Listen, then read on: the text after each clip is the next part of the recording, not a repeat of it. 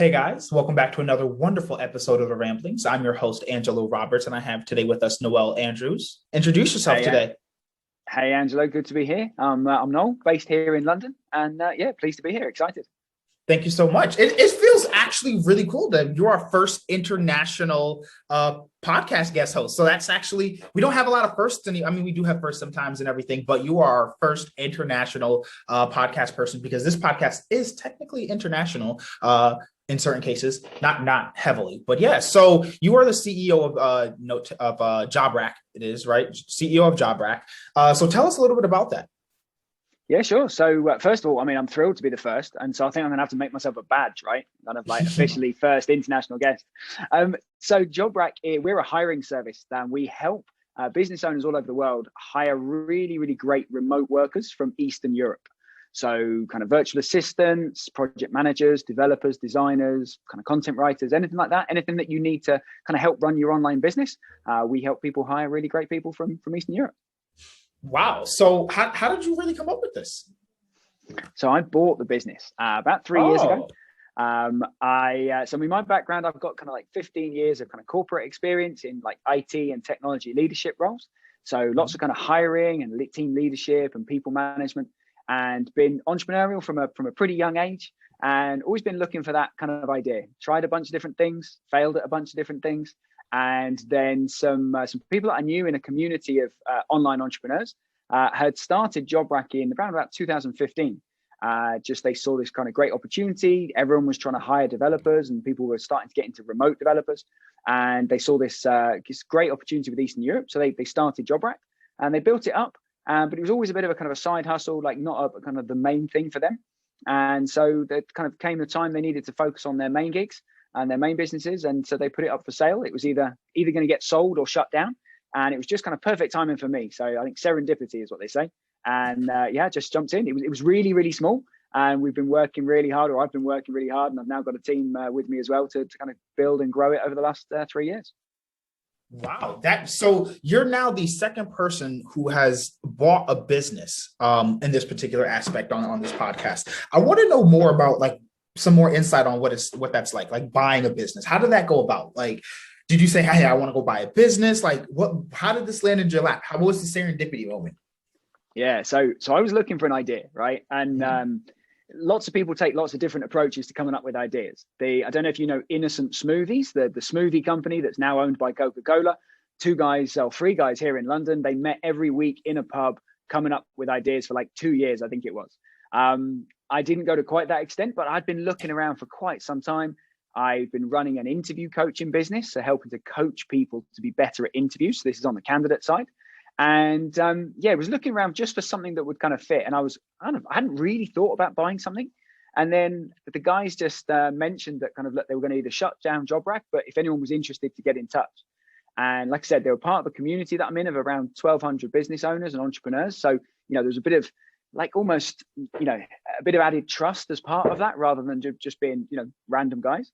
And we had a conversation, and it went really fast. So from the first conversation to me owning JobRack and it being on my server, if you like, was 4 weeks, start to finish. Wow, and that included, yeah, it was super fast. That included that's fastest deal close ever. Really fast, man. And some people do it quicker, I've since learned. But I'm not a developer. I'm reasonably technical. I've been in technology for a long time, but I had to find a developer to help me do some due diligence, check out the code, check out what was there.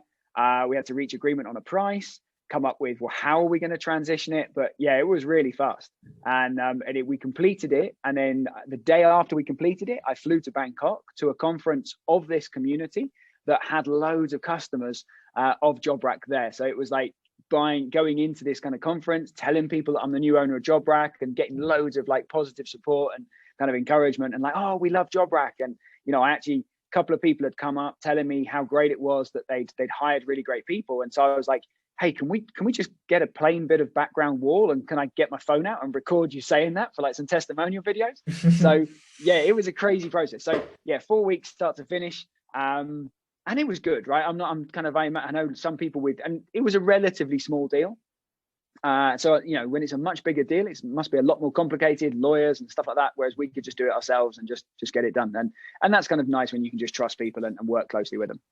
That definitely is. So I guess you would say that is a pretty serendipitous moment and everything. So talk about, how you kind of got interested in it. So you met these guys, you have corporate background experience and everything.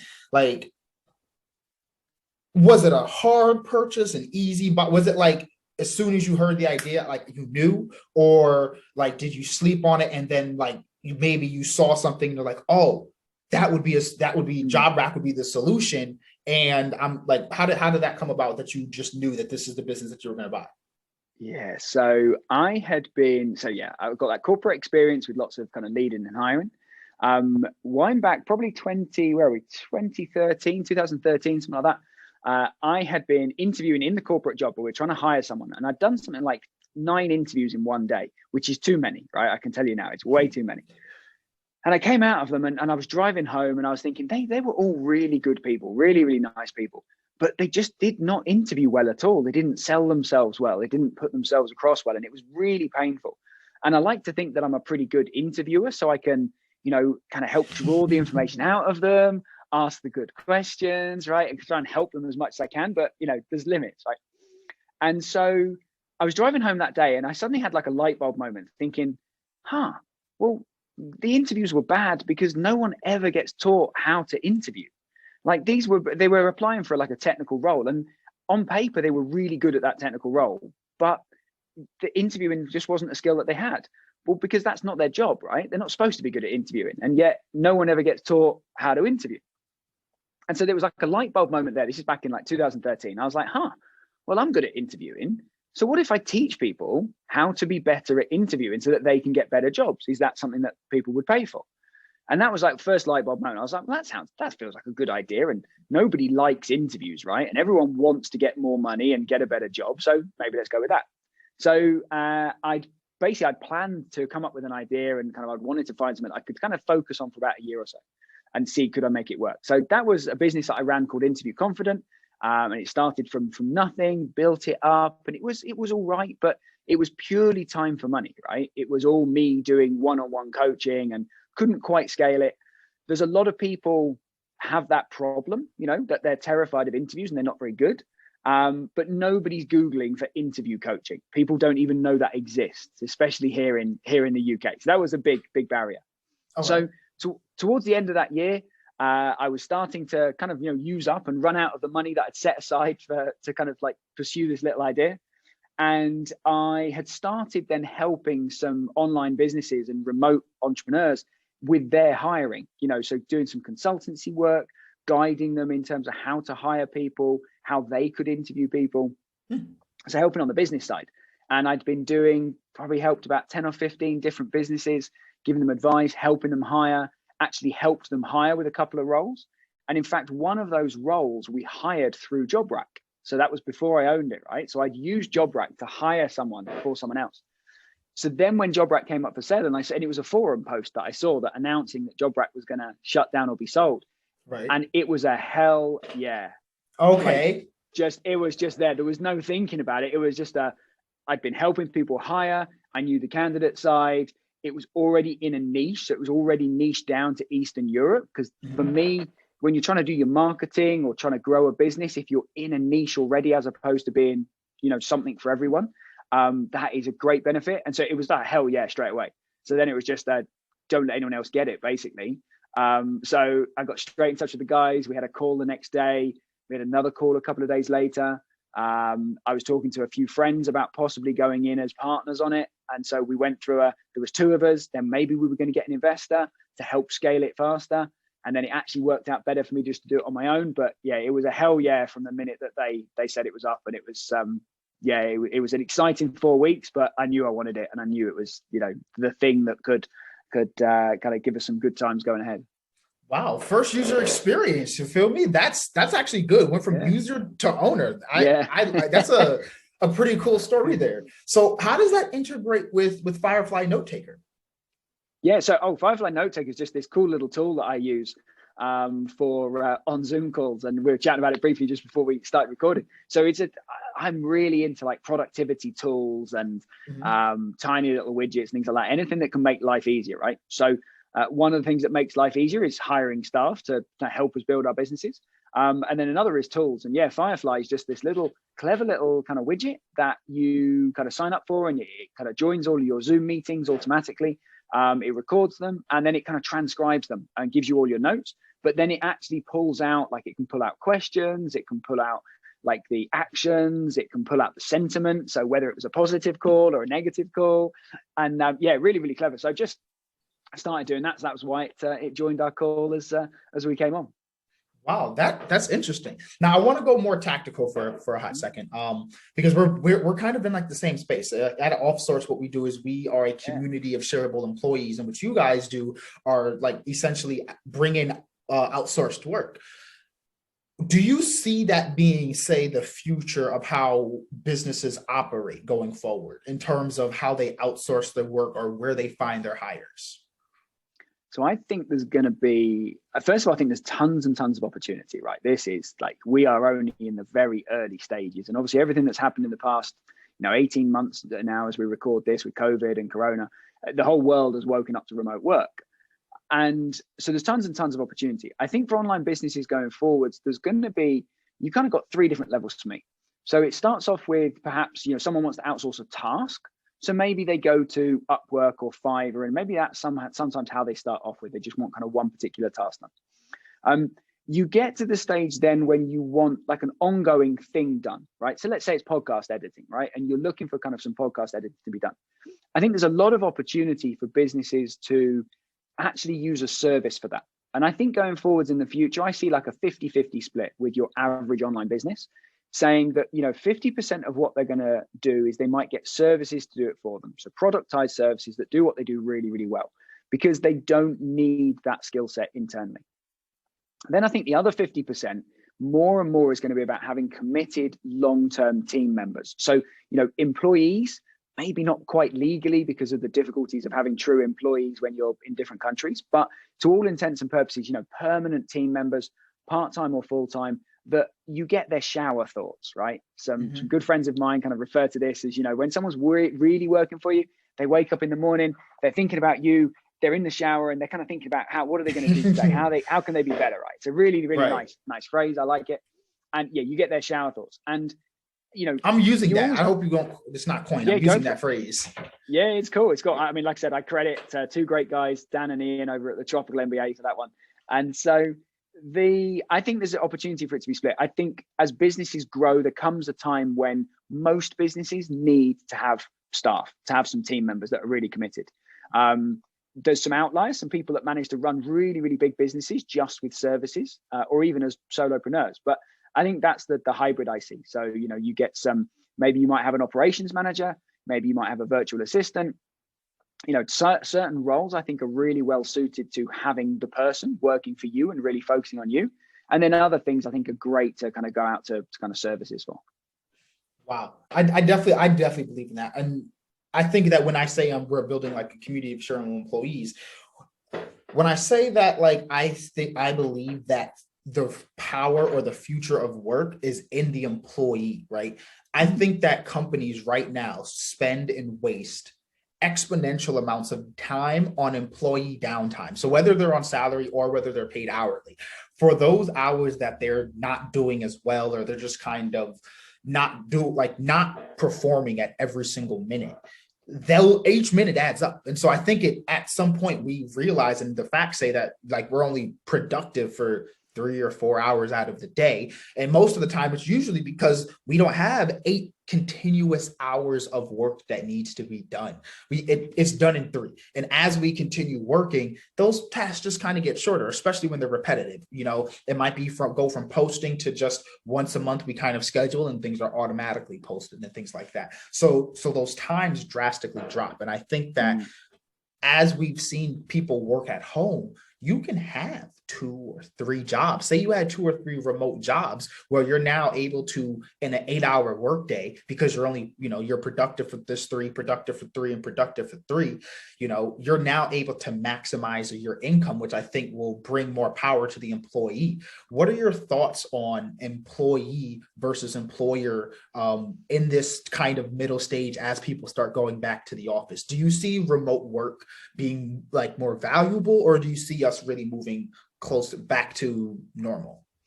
No, we're never going back to normal. There are some there's some people here in London, especially, right? There are some owners of big kind of commercial property saying, yeah, we're going back to normal. Everyone's coming back to the office. They're in cuckoo land, right? It's not happening. And if you look at all of the stats of this and the surveys that people are doing right now, saying, kind of, how do you feel about going back to the office full time? How do you, what will you do if you're forced back to the office? It's like something like 40-50% of people are saying that they're going to change jobs. And that's because they've found flexibility. Now, I don't think the future is fully remote either for a lot of conventional businesses. I think it's a hybrid. I think certainly for a lot of kind of online business owners, then actually, they've been remote first. JobRack is remote first. I'm never going to be in an office permanently with my team. That's not the life that I want. And, companies like GitHub, for instance, they're 100% remote, right? They've got, at least a couple of hundred employees. I think it's even more than that, completely remote, and proving that it can be done and proving that you can thrive and really be successful. I think it's an interesting point you make about this, like having a second and a third job, and it makes employers pretty uncomfortable. And that's a shift we're going to see because, so in the corporate world, it's really common to have a clause in your contract that says you cannot do additional work without the permission of the first employer. And I get employers now, online employers, asking me all the time, like, well, what if they've got a second job? I'm just like, well, to be honest, it's not really anything to do with you because you can't stop them having a hobby, playing football or playing frisbee or playing in a band. And the same is true. What they do in their evening and their weekend is up to them. What is key, though, is that you need to set clear expectations about when they're working for you. So if someone works for me in the mornings and then they've got another job in the afternoons, I'm cool with that. I have no issue with that. What I don't want and would never want is, because it's so important to have focused time, right? And flow. Right. And if you get interrupted, like you said, it's inefficient. It takes 20 minutes to get your attention back. So if someone is trying to work 2 jobs at the same time in the hours that I'm paying them for, I'm not cool with that. So I think some of it is about being really clear with, with employees and setting clear expectations and just understanding what's important to them. I think the other thing as well is I think we've got to be realistic about, like you said, people can only be really effective in my opinion, 3 to 4 hours a day. We only have 3 or 4 hours really solid quality work in us each day. And so it's definitely true that most jobs, don't necessarily have 3 or 4 hours of more than that much solid work. But I think any individual's ability to be productive for 3 times 3 hour slots a day, I think that's really difficult. I wouldn't want to be the last of the 3 in the day, right? I always want the first 3 hours of the day. What I think we're going to see, though, is that the value of people is going to come up, and we're going to actually start rewarding and paying people based on their impact, not the hours, like bum on the seat time, right? Right. So if you're in an average office job, you're getting paid to sit there for 8 hours a day. And some employers are like, oh, they're in the office, I can see them, therefore I know they're working. Oh, you don't know that at all, right? You've no idea if they're on Facebook, Twitter, eBay, Expedia, whatever, right? You've no idea. Mm-hmm. And so we see this an awful lot in employers coming to hire remotely. They're like, well, how do I know they're working for me? And I just flip it around, like, well, how do you know, the person in front of you is working, reaching for their phone all the time? And generally it's about trust. So I think that's the balance, is we're going to just see hourly rates increase to focus on the value they're giving. And, we're seeing that already. You look at, a normal virtual assistant role will range, depending where in the world you hire from. It can be as low as $3 an hour. It can be up to, $30, $40, $50 an hour. And then we're now seeing the kind of the evolution of that. And so virtual assistants are now turning into online business managers or digital business managers and operations managers. They can go up to $100 or $200 an hour, right? Because that's the value. They are running your business for you, and they're letting you basically take a step back off the operations side. And so, and a lot of that comes into what's the value, then the difference they make to your business. And if they let you run a 7-figure business or mid-6 or whatever size business, then are they worth $100 an hour? Yeah, absolutely.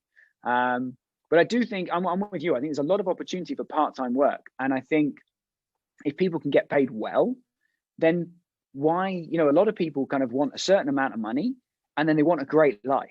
So if you could work 4 hours in the morning and have every afternoon off to, I don't know, go to the beach, play with the kids, spend time with friends, do whatever you want to do, read a book, then why would you not? So I think there's a, like I said, some people will try and maximize income and some people will try and maximize life. And for me, if you can get someone that wants to maximize life, you can get some incredible people that have got amazing levels of experience, you know, potentially some massive corporate experience that now go, I don't want to work 12 hours a day, right? But they still want to make good money, and you can make a huge difference to your business. So yeah, whether it's a relatively kind of, you know, someone with just a couple of years experience as a virtual assistant, or whether it's someone with years of corporate experience, I think, yeah, tons of opportunity. But yeah, the old normal, I think, is gone for good for most people. I love that right there. I absolutely think it's gone, especially after the pandemic. Now speaking of, with, as you said, JobRack is 100% remote. And you guys help place like virtual assistants and all those kinds of things. Did you see a boost during the pandemic? So we did. It's been interesting for us. So we've got some of our businesses and our clients kind of really struggled, right? So, you know, for a lot of people, you know, we've got people that have got physical businesses, but they run them remotely. So they kind of really struggled. We've got Amazon sellers, right? They did really well. We've got people that sell and run online course focused businesses. They did really, really well, right? It's been a great time for anyone with a purely online business. It's generally been really, really strong. Equally, we've got people in the travel industry that obviously, you know, had a much tougher time and are still having a really tough time. So we saw a really good boost in some areas of kind of the employer side. Where we saw an amazing boost was in the job seekers, right, and the candidates, because suddenly they all discovered remote work. And so even in places like Serbia and Bosnia and Macedonia and, you know, the countries that we're really, really heavy in out in Eastern Europe, you know, they conventionally were working in a call center or working kind of in office jobs, and suddenly they were working from home. And then they all start talking about remote work with their friends and people they know. And then suddenly they're looking and going, I can work with my current job and I'm getting paid, you know, in some cases just like $300 or $400, which is the minimum kind of salary in places like Serbia and Bosnia. And then they look and they go, or I can earn $1,000 a month working remotely, still working from the same chair and the same desk that I am now, but doing more interesting work for a global company or kind of an online, you know, US or UK based company. Right. So that's where we've seen the huge boost. As you know, the candidates have woken up to, you know, remote work and that they can be flexible and they don't need to go back in the office and they can get paid more money. And that's been awesome for us. So how have you managed like that supply and demand for, you know, companies needing the work and, you know, the workers coming in, or even an overflow of workers with less work? Yeah, so it's a constant juggle for us. And that's the curse or the blessing of having a two-sided marketplace where we've got kind of two sets of customers. So one of the things that we do is, you know, we're always encouraging job seekers to come to JobRack and to sign up with us. We work really hard with them to help them develop really great profiles so that they stand out to employers. And then naturally, we then proactively go out to employers and we kind of highlight the kind of talent that we've got. And that's kind of part of our kind of growth journey. We're doing a lot now around actually helping employers to hire. So as opposed to, you know, one route is the DIY type approach where you just, you know, post a job on JobRack for a couple of $100. But a lot of employers want help to hire, and they see that, you know, hiring is hard, takes lots of effort, takes lots of time, and they just want us to do it for them.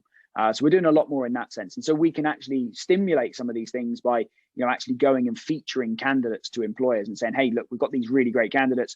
Have you got a demand, or how could you use them? And so, you know, we balance it like that. But yeah, it's always a juggling act. Wow. So we're, as Offsource being remote first, being, you know, a team of virtual assistants and everything, what has been like a successful key for you for running and managing a remote business? Loom videos, doing lots and lots of Loom videos. So the key thing ultimately is communication, right? With any remote team, it's all about communication. The more you can communicate, the better. And you have to be really intentional and almost over the top with it, right? Because if you're in an office, you get the casual chat, you get the water cooler chat, the going to lunch, things like that. And you don't get that when you're remote. And especially during COVID. So, you know, in normal times, I would have had a couple of team retreats. We would have all been together for a weekend or a week by now. And that hasn't happened because of obviously kind of travel challenges. So what I use a lot is I use Loom, which is a very, very simple little video recording tool. You can do screen share recordings. Yeah, I'm interested now because I actually have it. I don't use it as much, but I'm interested to see how you use it. So every morning when I go for a walk, or whether I'm walking to an office, I work out of WeWork offices here in London. I'm going somewhere every morning. And so I will typically 3 or 4 days a week, I will shoot a quick morning team. How's it going? This is the kind of key things I'm thinking of today. This is what I'm up to type little video. It's on my phone. It's super casual, just as I'm walking down the street. Sometimes I've got some cool London landmarks in the background for them. Sometimes it's just the street. And I just shoot a little video, and then I just post that link straight into Slack, which is how we communicate as a team. And it's just that personal touch, right, for me. And that's the kind of team that I want to run. That's how I communicate with people. I do tons and tons of videos to customers and clients as well. Really, really like hyper casual. It's not polished. I never edit a video. Works really, really well. And so I do that a lot with a team, and I encourage them to share. So I shared one this morning, and then one of my team members came, and I was telling them about some music that I was listening to and like what playlist gets me going. And then the team share what kind of playlist they're listening to, and then we all start listening to each other's music and stuff. And it's that kind of thing that just, if you're in an office, you'd have some of that kind of banter, some of that joking around. So it's the communication. That's what's key. And that's what really gets people excited, celebrating successes, sharing in our success. It's, we are growing like crazy right now. We've, pivoted a little bit in terms of how we're working and what we offer. And, as part of that, we're all working really, really hard, and it's exciting. So communication without anything, and, finding other ways to do it. Like I said, like the Loom videos. I think that's actually amazing. So I think communication, as you said, is like one of the strongest things when trying to run a remote team, because everyone always talks about not having that communication when you are trying to run a remote team. So proving that as being that barrier, that's like that fortitude, I think is key. What other stacks do you use? So like, I want to compare some stacks, like being a fully remote. So like I don't really use Loom as much. I do like screen recordings on Zoom. Mm-hmm. If I'm saying showing how to do logins, I've made it kind of like a directory for how to's, and do screen records, hey, this is how you can access this is where you can find this, or troubleshooting, especially since we started doing some kind of tech support kind of things lately. So we're using Notion, Google Drive, Zoom. Zoho is a big one for me. I like using Zoho. I don't know if it's big where you guys are, but they have a full suite. We use it for project management, CRM. What are you guys using for running JobRack? Yeah. So internal communication most of it is in Slack. I don't love Slack, I've got to be honest, but it's, when we've got lots of different channels and things like that, it is good and it does work well. Project management and task allocation right now is Asana, although the future is ClickUp. We'll be moving across to ClickUp without any doubt. Why so? I've been hearing a lot more about ClickUp, but so I've been hearing about ClickUp for probably about a year or so, and I've been trying to avoid the shiny object syndrome, right? Because it's always, you just get tempted by these things, and then you go down the rabbit warren, and So Asana is slowly getting worse for me. They keep removing features and making it harder. So there's just things that they've done it twice in the past year, little bits of workflow that previously I could do in a keyboard shortcut, and then they remove the functionality and make me do 5 clicks instead, which in my book is unforgivable. And I've complained quite publicly to them. Whatever their product team are doing, I do not know. There's probably some reason for it, but for my personal workflow, it's just getting worse. And so, and ClickUp for me, the thing that I really want. So we work in Asana for kind of task and project management, and we work in Google Docs for SOPs, documentation, things like that. And I want to smash those two worlds together. And ClickUp for me is the answer for that. So in ClickUp, you can have all of the kind of Asana level kind of task and project management, but you can have better automation. You can do a lot more with it, but you can also have documents embedded straight within tasks. So it's much, much more functional, a little bit like Notion's level of kind of formatting and functionality, but almost within your task management. So ClickUp is, again, it's a lot like Notion in many ways, because it is so powerful and so flexible. And with that, it means it's complex to get to grips with and figure out. And I'm paying someone to kind of act as a bit of a ClickUp consultant for me, so that we can I don't want to sit and watch days of YouTube videos to figure out how to do it. I know now where the value of my time is, and it's nope, let's just pay someone to help us put it in the right way. Wow, that's really, you're paying someone to be your ClickUp expert? Absolutely. Yep. Because it's about the value of my time, right? So if I spend my time doing sales and marketing for JobRack, selling, hiring services that are, low 4-figure services, then that's far more valuable than me, spending 10 hours watching YouTube videos and then implementing it and configuring a tool. So I'm getting a lot better at recognizing when I should do stuff myself, or when I should get one of my team to do it, or when how can we like accelerate it and literally get like a nitrous boost, like, Fast and the Furious style. How can we get a boost forwards to skip the initial stages? Then there's a lot of things you've always got to do yourself. But for me, working with the person I'm working with, here's our problems, here's what we want, tell us how we should do it. And then we might do some of it ourselves, or we might pay them to do it for us, and then boost forward. And it's the same for me with coaching, right? There's some lessons I want to learn myself. Others I want to, if other people have learned them, let's just shortcut this and jump forward. And, it's like hiring, right? It's the same as having a virtual assistant. So many entrepreneurs and business owners wait way too long before they hire their first person, right? Or their second person, or their third, because they're thinking, I can't justify it yet, or I can't afford it yet. And then inevitably, when they first do it, and you must see this, right? And like they come to you, they kind of outsource the task, and they're like, oh my God, I wish I'd done it earlier. So much earlier. Every person that ever hires a cleaner to clean their house, or a babysitter to look after the kids, a virtual assistant's no different. You get them doing tasks that you should not be doing yourself, whether you should be kicking back, relaxing on the sofa, watching some sport, spending time with the family and friends, or whether you're doing things to further grow and scale your business. I see it literally every single day, people wishing that they'd done it earlier. And so, that's what we try and encourage them to kind of do it as soon as it's right for them.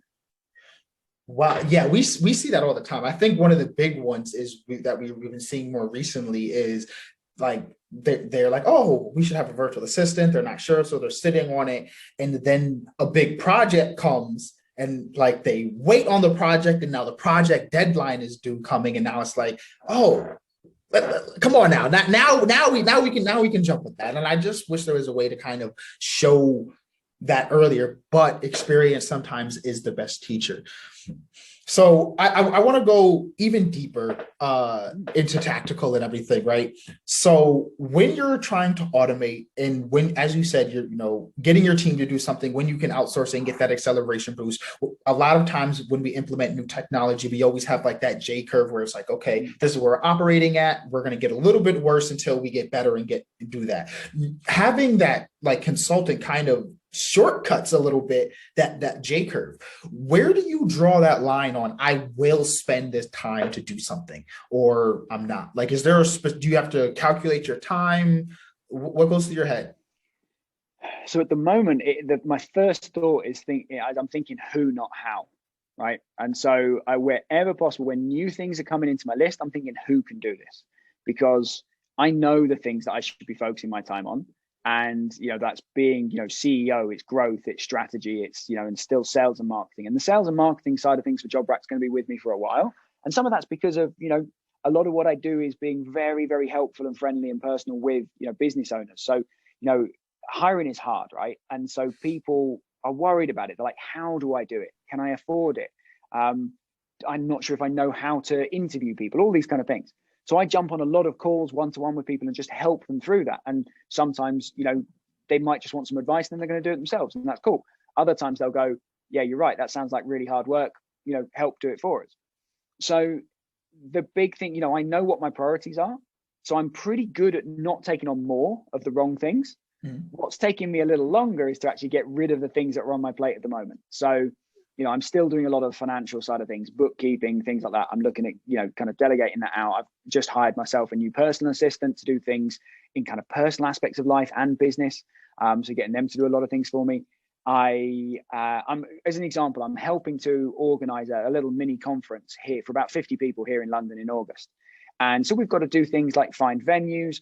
We've got to find, we want to go to a rooftop bar. So we want to find rooftop bars. Now, normally I would be Googling and phoning bars. Nope, not this time. My assistant's doing it. She's in Eastern Europe. She's absolutely amazing. She is getting on the phone with bars, figuring out availability, what the menu package is, all that kind of stuff, doing that research. So right now, every task that comes across my list, and I'm having ideas all the time, it's thinking, who can do this?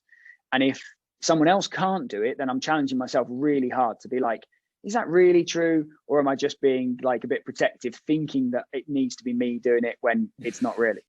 And one of the really kind of this almost scary bit, and I've had this moment this week, is when you realize that your team do something that you don't know how to do anymore, right? So until maybe 6 or 8 months ago, all of my team could go on holiday at the same time, and I could still do all the things that they do, right? Mhm. It would be a horrible day and a week, but I could do it, right? I knew how to do the things. Now we're doing things that I don't know how to do. And I could follow the SOP, right? But I don't, that's not my job. And they are, they have autonomy, they're making things better. I actually would have to follow the SOP myself for all of the aspects of what we do to happen. And in a sense, that's slightly unnerving. I'm not entirely comfortable with that because of like just being a bit of a control freak, as most business owners are. But on the other hand, that's amazing because that means other people on my team are making the business better. They're doing things in Zapier to automate stuff. They're using tools to, make things better, make things simpler. And that's quite an interesting step to go through. Well, you have just a lot of value to bring from your particular standpoint, running a remote first team, running and working with, the employer side, but also working with like the employees, doing the sales and marketing. What are you guys doing now for so you're heading up like sales and marketing. What are you guys doing for marketing? Are you guys like doing pre-rolls, like content? Like what do you guys have going on? So, I personally, I talk to a lot of people. That's probably the best way of saying it, right? So I have conversations and I'm helpful and friendly. And that's basically my marketing strategy, is be helpful and friendly, and the good things will come. There's a Zig Ziglar quote that I talk about quite a lot. A really, really great guy. And he said, you can have anything you want in life if you just first help other people get what they want. And, with things like hiring, it's just, if I'm helpful and friendly, maybe some people, the person that I help and I'm friendly towards, maybe they'll hire a job rec, maybe they won't. If they don't, they'll probably remember, they'll mention it to someone else. But that is what's working. Just being really, really helpful and friendly. I use a tool called Bonjoro, which again is a little video-based tool. I send hundreds of Bonjoros to people manually. Me doing it with their name. It's very manual. It's not automated. It's not an AI hack. I love that. I love it. It is. Yeah, it's awesome. And so a big thing for me is doing things, kind of like, I like doing things that don't scale. I like doing things that are hard because it's hard for anyone else to copy them, but also it's quite good fun. It's great walking through London and just being like, hey, Angelo, it's Noel here. It's a pretty grey day in London, but I'm feeling sunny. And this is what's going on for me. What's going on for you? That's just how I like to be. And so that resonates with a lot of people and works really well. And it doesn't work well for other people. And I'm okay with that because they're not the right people to work with us. So yeah, that's sales and marketing strategy, is basically be helpful and friendly and, reach as many people as possible. And it kind of just comes good from there. And that's just really, and that's why this last 6 months for us has been crazy. As I've really doubled down on that. And so many more people are then coming and saying, we want you to hire for us. So instead of it being a $199 job ad on JobRack, and they have to do all the work. And typically to hire someone, it's probably, 40, maybe 50 hours of effort, typically, to filter and review the applicants, do all the screening interviews, everything that goes with it, manage the testing. And increasingly the people that I'm talking to are like, yeah, we're not experts in that. So you're experts in that, do it for us. So in the same way that I'm using a ClickUp consultant to help me implement that tool, people are coming to us and saying, no, help us hire. And we do that in a very helpful and friendly way, being their like mountain guide, right? So we shoulder the backpack and we guide them up the hiring mountain, so that they can get to the top and just take the picture. They don't need to carry the rucksack and choose their own route. So that's what's working well.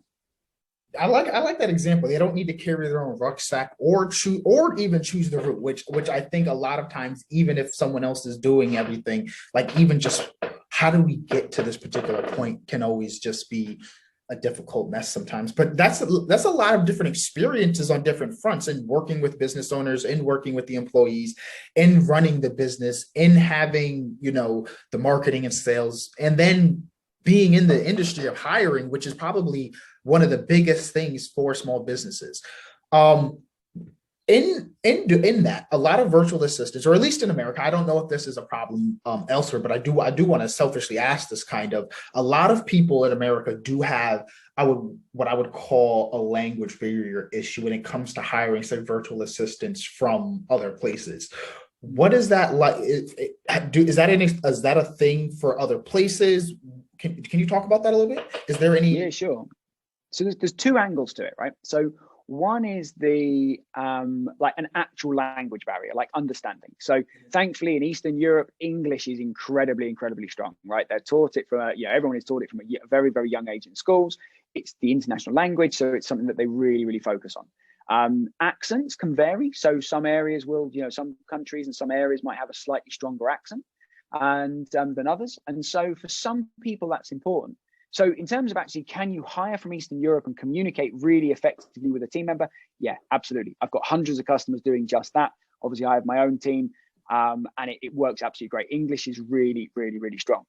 Then what we often get, and sometimes get, is with our US clients particularly, they worry about having someone from Eastern Europe in a team meeting with their customers, and that their customers might think that they're offshoring the work to cheaper resources, and that that it's not going to be as good.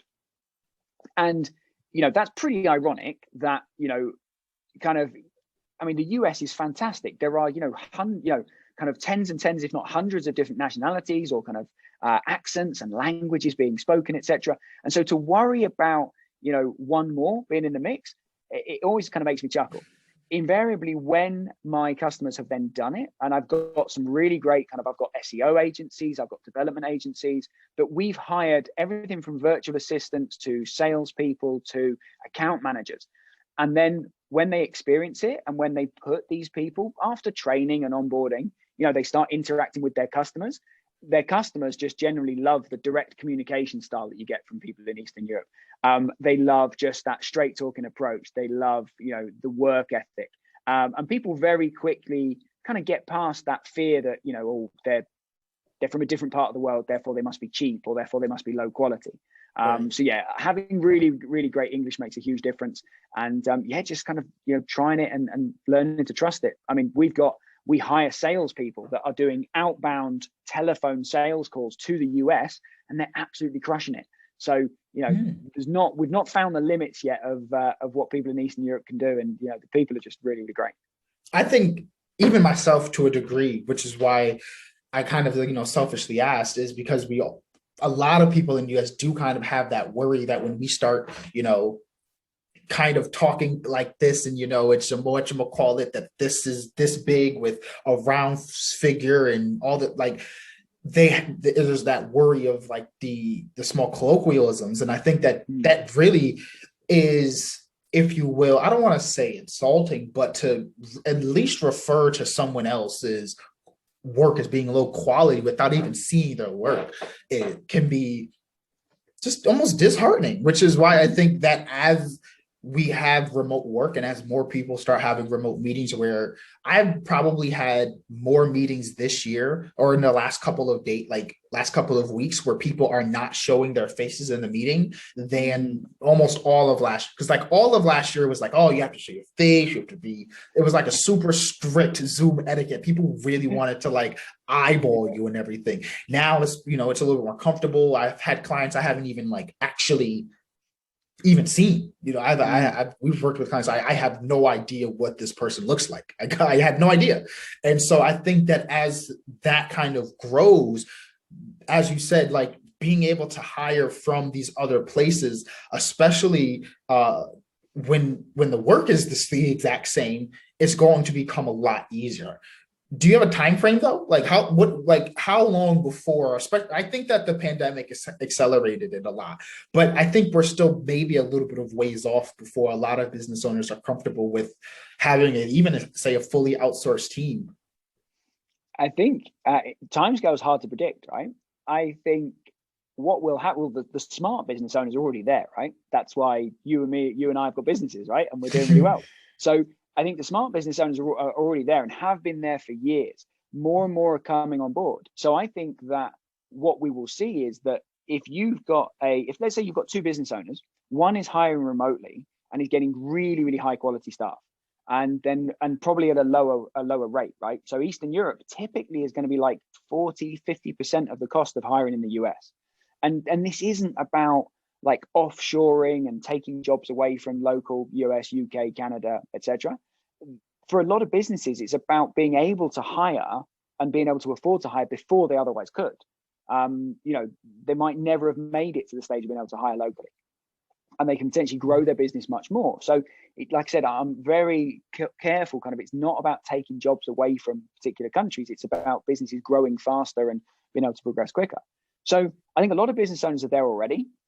Other business owners are going to start to feel the hurt, right? So if you've got two agencies and one of them is just hiring locally in, I'm going to say, Connecticut, for instance, right, where you are, the talent pool, you're much more limited, and the salary is much higher. So as we're seeing a lot of US businesses now that they're going, okay, we'll hire remotely across the US, then maybe the US and Canada, then maybe across the world. And it kind of becomes a differentiator for businesses that they can do it better, faster, more cost effectively. So I think we'll see a shift over the next few years. It will just democratize things a lot more, and everyone will be judged on their value and the quality of what they do, not on where they are or how they speak. And like you said, the quality's out there. And sometimes you've got time zones to think about. Eastern Europe is really, really compatible. You can always get 4 hours a day or so of overlap with most of the US, even the West Coast. Other places in the world are a bit trickier. So time zones one, language is another. But generally, I think business owners are just seeing the opportunity, and or the smart ones are. Right. Mm-hmm. And then the ones that aren't are going to be kind of tailing behind, wondering why they're suffering and struggling. But then they'll find it too. And there's people like you and me that are going to help them through that journey, and be there to help them, and hopefully kind of help them succeed and grow.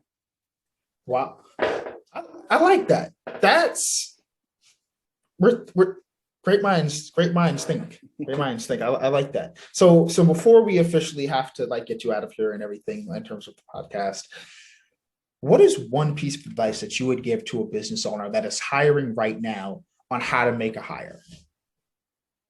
Take your time. Take your time is the main one, right? I think what's the old saying is hire slow, fire fast. And I don't really like the fire fast bit of it, because you should always try and avoid that. But don't rush hiring, right? If you rush hiring, whether it's up front when you're thinking about what it is you need, whether it's when you're interviewing people, when you're onboarding them and getting them settled in, getting them up and going, just put the right amount of time and effort into it. So that's the main one, put the time and effort into it, and it does take time and effort. And then the other one is get help, right? So whether it's talking to friends, talking to peers, other business owners about their experiences, what works for them, getting help from services like you and me, whatever it is, it's just get advice and help. As a CEO, one of the key things you can do is your job as an owner is to hire great people. But you shouldn't expect to be awesome at hiring great people when you've not probably done it an awful lot. And that's where you can use people or services or coaches to help you get there. And always happy to kind of jump on calls with people and kind of give them some kind of free advice. And I'm not a salesy kind of person, as you can probably tell. I just like being friendly and helpful. So yeah, main thing is just take your time. And then the other one is just don't delay, right? So all too often we see people start hiring way, way, way too late. They should have done it before, and it's the thing that massively kind of makes the difference in kind of catapulting their business forwards. So, people is what really, really kind of grows businesses, and it gets really exciting real fast. Real help from real people in real time. Listen. It's all there. It's all there. So last thing, and I know I said almost last thing, but last thing is shameless plug. Where can we find you? Where can we find JobRack? Give us the socials, the YouTubes, the everything. Yeah, nice and simple. Head to Connect with Noel. That's so connectwithnoel.com. That'll take you to our site. It's got all my contact details there. You can book a call in with me. And if you want to get some help hiring, then, we can chat that through and we can get you someone special. Thank you so much. We've absolutely enjoyed you joining us today. I loved it, Angelo. It's been really, really good fun.